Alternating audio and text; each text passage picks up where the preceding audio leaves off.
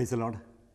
സ്നേഹമുള്ളവരെ, നമ്മെ സംരക്ഷിക്കുന്ന കർത്താവ് അകലെ ഇരുന്നു കൊണ്ട് നമ്മളെ നയിക്കുകയല്ല, നമ്മുടെ കൂടെ നടക്കുകയാണ് ചെയ്യുന്നത്. കൂടെ നടക്കുന്ന, മുൻപേ നടക്കുന്ന, വഴി നടത്തുന്ന ദൈവത്തെക്കുറിച്ചാണ് നമ്മളിന്ന് ധ്യാനിക്കാൻ പോകുന്നത്. പുറപ്പാട് പുസ്തകം 33-ാമത്തെ അധ്യായം 14-ാമത്തെ വാക്യം വായിച്ചുകൊണ്ട് ഇന്നത്തെ ധ്യാനം ആരംഭിക്കാം. കർത്താവ് മോശയോട് പറഞ്ഞു, ഞാൻ തന്നെ നിന്നോടുകൂടെ വരികയും നിനക്ക് ആശ്വാസം നൽകുകയും ചെയ്യും. ഞാൻ തന്നെ നിന്നോടുകൂടെ വരികയും നിനക്ക് ആശ്വാസം നൽകുകയും ചെയ്യും. സാഹചര്യം ഓർക്കണം. സീനായ് മലയിൽ വെച്ചാണ് ഇത് സംഭവിക്കുന്നത്. സീനായ് മലയിൽ വെച്ച് ദൈവം മോശയ്ക്ക് മുൾപ്പടർപ്പിൽ പ്രത്യക്ഷപ്പെട്ടു. ജനത്തെ മോചിപ്പിക്കാനുള്ള ദൗത്യമേൽപ്പിച്ചു. മോശ കർത്താവിൻ്റെ കൽപ്പന അനുസരിച്ചു ജനത്തെ ഈജിപ്തിൽ നിന്ന് നയിച്ച് കടലിൻ്റെ നടുവിലൂടെ വഴി നടത്തി മരുഭൂമിയുടെ താഴ്വരയിലെത്തി. ഇവിടെ സീനായ് മലയിൽ വെച്ച് ദൈവം അവരുമായി ഉടമ്പടി ചെയ്തു.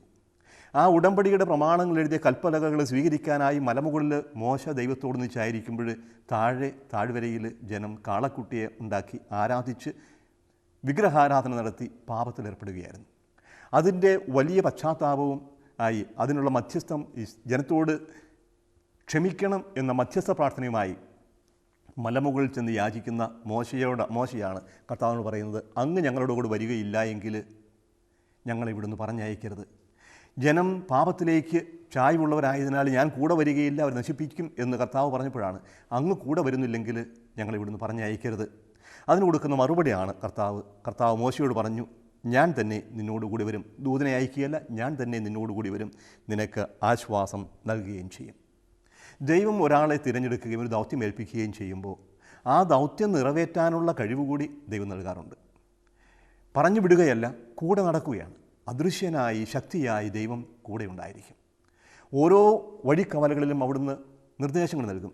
നീ ഇടത്തോട്ടോ വലത്തോട്ടോ തിരിയുമ്പോൾ നിൻ്റെ കാതുകൾ പിന്നിൽ നിന്നൊരു സ്വരം കേൾക്കും, ഇതാണ് വഴി, ഇതിലേ പോവുക. മോശയെ ദൈവം നയിച്ചു. ഓരോ കാഴ്ചപ്പാടിലും ദൈവം കൂടെ ഉണ്ടായിരുന്നു. മോശയ്ക്ക് ശേഷം കാനാൻ ദേശത്തേക്ക് ഇസ്രായേൽ ജനത്തെ നയിക്കാനായി ദൈവം തിരഞ്ഞെടുത്ത് ജോഷുവയോട് ഇപ്രകാരം പറയുന്നു, ഞാൻ മോശയോടുകൂടെ എന്നതുപോലെ നിന്നോടുകൂടെയും ഉണ്ടായിരിക്കും, ഒരിക്കലും നിന്നെ കൈവിടുകയില്ല. ജോഷുവ 1-ാം അധ്യായം 5-ാമത്തെ വാക്യം. പ്രത്യേകിച്ചും ക്ലേശകരങ്ങളായ ദൗത്യങ്ങൾ ഏൽപ്പിക്കുന്ന വ്യക്തികളോട് കർത്താവ് പ്രത്യേകം എടുത്തു പറയും, ഞാൻ നിന്നോടുകൂടി ഉണ്ടായിരിക്കും. ഇടിച്ചു തകർക്കാനും പിഴുതെറിയാനും തകിടം മറിക്കാനും നശിപ്പിക്കാനും വീണ്ടും നട്ടുവളർത്താനും പണിതുയർത്താനുമായി തിരഞ്ഞെടുത്ത ജെറമ്യായോട് കർത്താവ് പറയും, ഭയപ്പെടേണ്ട, ഞാൻ നിന്നോടുകൂടി ഉണ്ടായിരിക്കും. ദൈവപുത്രൻ്റെ അമ്മയാവാനായിട്ട് വിളിക്കപ്പെട്ട പരിശുദ്ധ കന്യകാമറിയത്തോട് പറയും, ദൈവകൃപ ലഭിച്ചവിടെ സന്തോഷിക്കുക, കർത്താവ് നിന്നോടുകൂടിയുണ്ട്. ദൈവം കൂടെയുണ്ട് എന്നുള്ള ആ ഒരു ബോധ്യം അത് നമുക്ക് എപ്പോഴും ഉണ്ടാവണം. അതായിരിക്കും നമ്മുടെ കൈമുതൽ. കർത്താവ് കൂടെയുണ്ടെങ്കിൽ നമുക്ക് ഒരാപത്ത് സംഭവിക്കുകയില്ല. നമ്മളെ ഏൽപ്പിക്കുന്ന ദൗത്യം എത്ര തന്നെ ക്ലേശകരമാവട്ടെ, അത് നിറവേറ്റാനുള്ള കൃപ അവിടെ നമുക്ക് നൽകും. പക്ഷേ നമ്മൾ അവിടുത്തെ സാന്നിധ്യത്തെക്കുറിച്ച് അവബോധമുള്ളവരാവണം. നമ്മുടെ ഉള്ളിൽ നിന്ന് നിമന്ത്രിക്കുന്ന കർത്താവിൻ്റെ സ്വരം കേൾക്കാൻ നമ്മൾ തയ്യാറാവണം.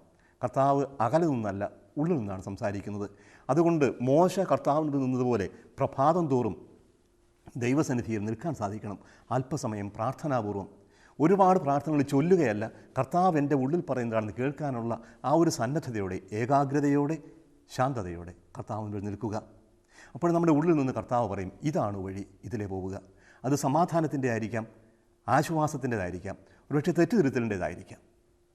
പരീക്ഷണന് ആശ്വാസം നൽകുന്ന വചനം, ശിഷ്യനെ എന്ന പോലെ കർത്താവിനെ അഭ്യസിപ്പിച്ചു, പ്രഭാതം തോറും അവിടുത്തെ കാതുകൾ ശിഷ്യൻ എന്നപോലെ തുറക്കുന്നു എന്ന് യേശയ്യ പറഞ്ഞതുപോലെ പ്രഭാതം തോറും അവിടുത്തെ വാക്ക് കേൾക്കാനായി നമുക്ക് കർത്താവിന് മുന്നിൽ നിൽക്കാം. അവിടുന്ന് കൂടെയുണ്ട് എന്നുള്ള ബോധ്യം നമുക്കെപ്പോഴും പ്രത്യാശയും ശക്തിയും പ്രദാനം ചെയ്യട്ടെ.